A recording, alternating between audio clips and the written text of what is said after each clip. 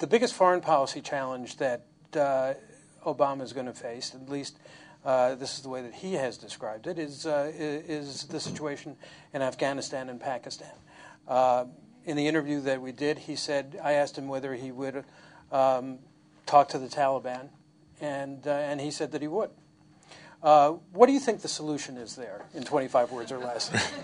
Well, I'll try to make that mark, but I am a senator, you know, Joe, and we have ramble. But well, I subscribe to that. I mean, I was talking about us engaging Iran before Barack was elected to the Senate, and we don't have any choice on these things.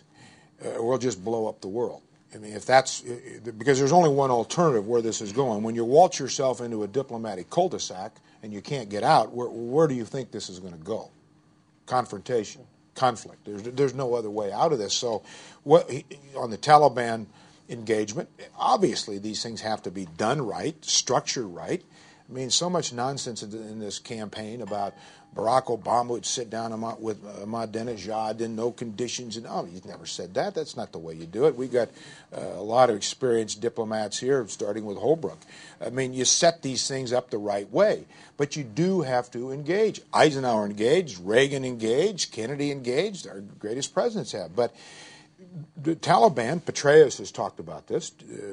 General Petraeus, Gates has talked about this. These are military people who've talked about it. So yes, I think he's on the right track. But it's larger than that. You ask what do you do about it. I think that the next president is going to have to frame a new strategic framework, a new strategic concept, a new strategic policy that includes the belt of countries ranging right straight across Iran, Afghanistan, Pakistan, and India. You're not going to find any resolution, in my opinion, to Afghanistan, to Central Asia, to the bigger issue of extremism and terrorism in the world until you factor in the common interests of those four countries. All are connected to this. Obviously, Pakistan is the biggest one. Gates has said, I've said, others have said, Pakistan is the most dangerous country in the world today for all the obvious reasons. The future of Afghanistan is directly connected to the future of Pakistan.